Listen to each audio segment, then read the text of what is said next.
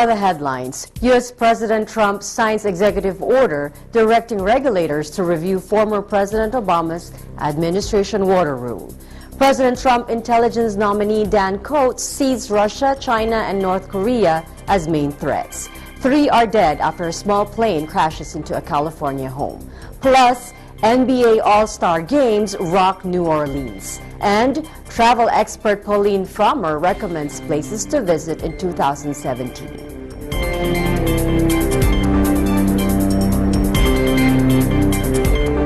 You are watching Eagle News Washington, D.C., bringing you stories from around the nation. I am Eliza Gonzalez Manglikmont.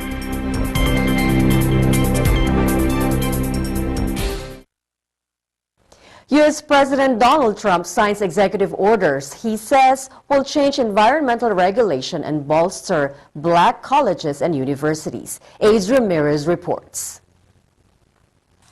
U.S. President Donald Trump signed 2 executive orders on Tuesday ahead of his first address to a joint session of Congress.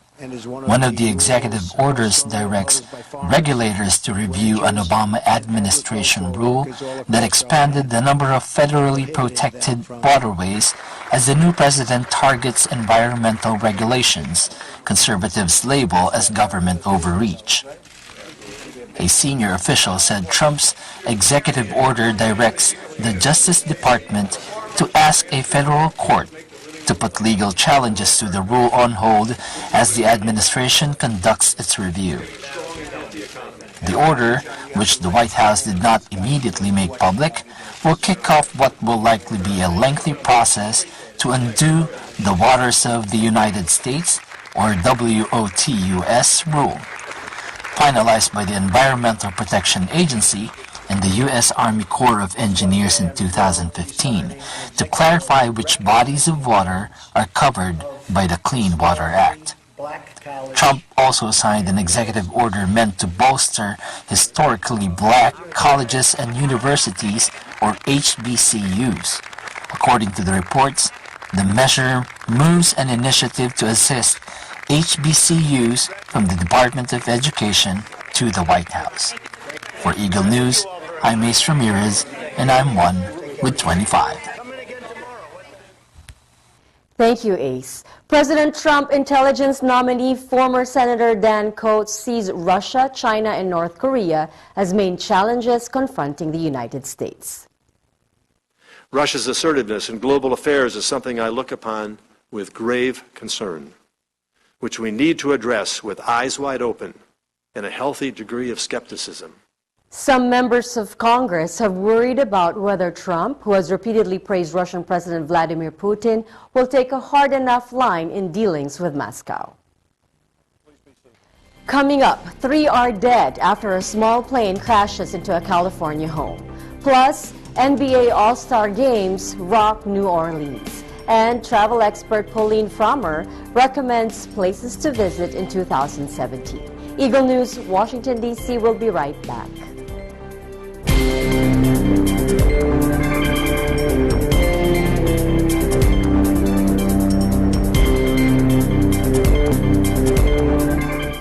Welcome back. You are watching Eagle News, Washington, D.C.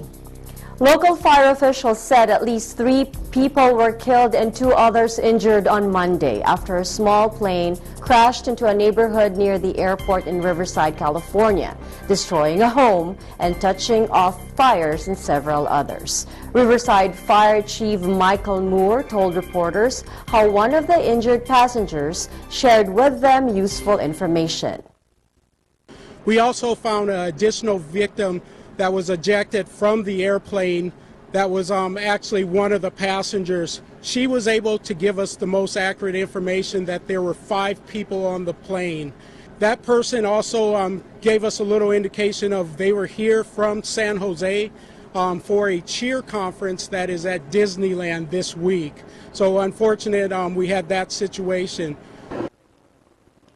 Images broadcast by local media from the scene showed firefighters covering what appeared to be a body with a tarp and pouring water on the home in Riverside, about 60 miles east of Los Angeles.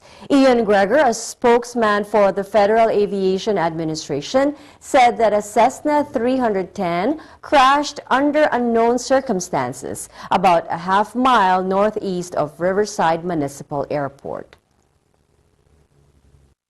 NBA All-Star Games rock New Orleans, and travel expert Pauline Frommer recommends places to visit in 2017. That's next. Eagle News, Washington, D.C. will be right back. Welcome back. You are watching Eagle News, Washington, D.C. New Orleans once again hosts the NBA All-Star Games. EBC's Marco Docena with the story. Take a look. Marco Docena here, your EBC correspondent at the 2017 All-Star Weekend, where fans have gathered all over the world to come here to New Orleans to see some of the best of the game. As you can hear, the energy in the crowd is amazing. Stay tuned for the feature.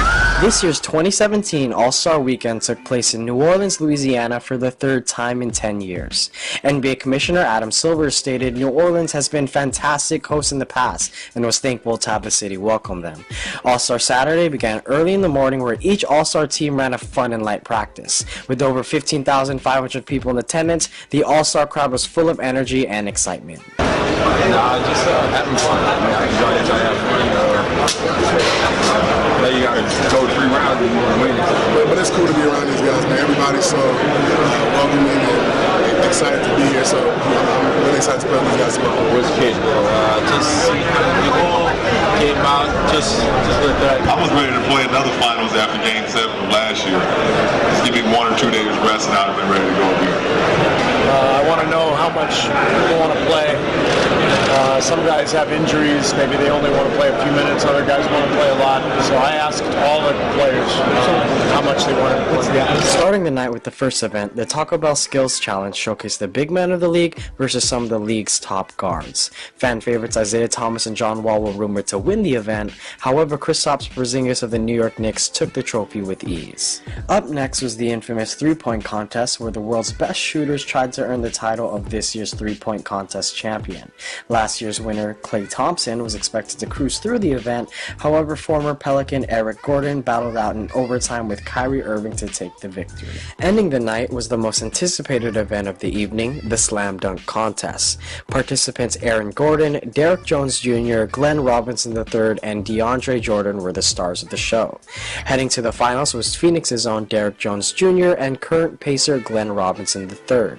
Earning a solid 50 on his final dunk, Glenn Robinson III earned the title of this year's 2017 All-Star Dunk Contest champion. Moving on to All-Star Sunday, fans from all over the world gathered once again to see the world's best players and were not disappointed. The All-Star Game was full of highlights and record-breaking performances. The Western Conference All-Stars defeated the East 192-182, led by the city's own Anthony Davis, scoring an NBA All-Star record with 52 points. Behind him was Russell Westbrook of the OKC Thunder, ending the night with 41 points, 7 assists, and 5 rebounds. In his first All-Star appearance, Giannis Antetokounmpo led the East with a stellar 30-point performance. And lastly, Kevin Durant had put up the 4th triple-double in All-Star history, notching a total of 21 points, 10 rebounds, and 10 assists, and now joins Michael Jordan, LeBron James, and Dwayne Wade as the only players to ever do so. And that concludes this year's historic 2017 All-Star Weekend, where the greatest athletes in the world have put on an amazing show. I'm Marco Docena, your EBC correspondent, and I am 1 with 25. Thank you, Marco.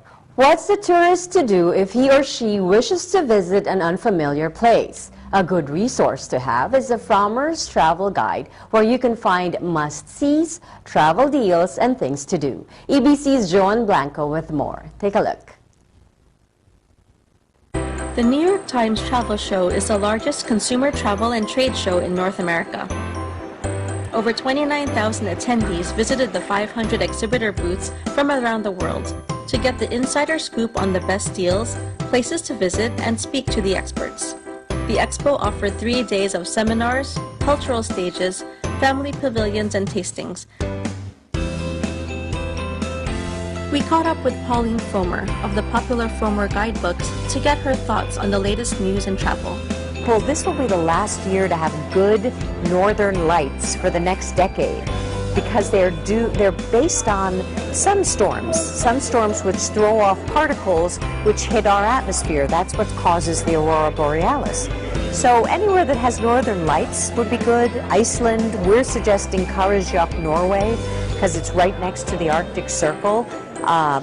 Alaska, there are many places you can see them.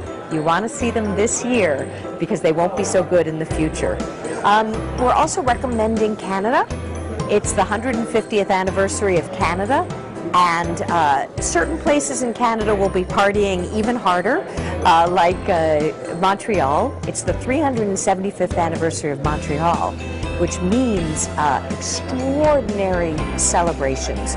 Montreal is the home of Cirque du Soleil, so you're going to have 40-foot tall marionettes parading through the streets, and 3D projections on the river telling the history of Montreal, and this special app that you'll be able to carry around. And when you go into Old Montreal, if you have the app, suddenly a sound and light show will happen wherever you are. So those are two places. We're also recommending Paris, because it's seen a drop of tourism of 30% since its attacks. So things are cheaper there. They're very happy to see people, to see visitors, I should say. It's easy to get into the good restaurants, and you can go to the sites and not be in a crowd. I hope that Cuba still stays open to tourism. Our President Trump has said that he's going to shut the door, which I'm very worried about. The reason they had the embargo here in the United States was to try and change the government. We did that for 50 years. It never worked. And so I think as an American citizen, I have the right to travel where I please. And I hope we can continue to travel to Cuba. It's a fascinating culture there, beautiful beaches, should be visited. I usually say my favorite place is the last place I've been, because I like to go to new places. I'll be going to New Zealand soon. I just recently was in Washington, D.C., where I saw the new African American Museum, which is extraordinary. Before that, I was in Paris. I don't like going back to the same places. I like exploring. Well, my father was drafted into the army during the Korean War, and very luckily for him, he was sent to Europe rather than Korea because he spoke Russian and German. So he started traveling all around Europe. Europe was in rubble. It was the end of the World War II had just finished, and he would come back to the base, and most of his fellow GIs hadn't traveled, and he would tell them all about it, and he thought, well, maybe people would like a book about this. So he self-published a little book, and it changed his life. And it's been a wonderful family business. We're very blessed. Reporting for Eagle News, I am Joanne Blanco, and I am 1 with 25. Thank you, Joanne. And that is today's Eagle News, Washington, D.C. Join us again next time as we bring news that matters to you. Visit our website at eaglenews.ph and follow us on Twitter at twitter.com/EagleNewsPH. I am Eliza Gonzalez Manglit Mott. I'm always 1 with 25.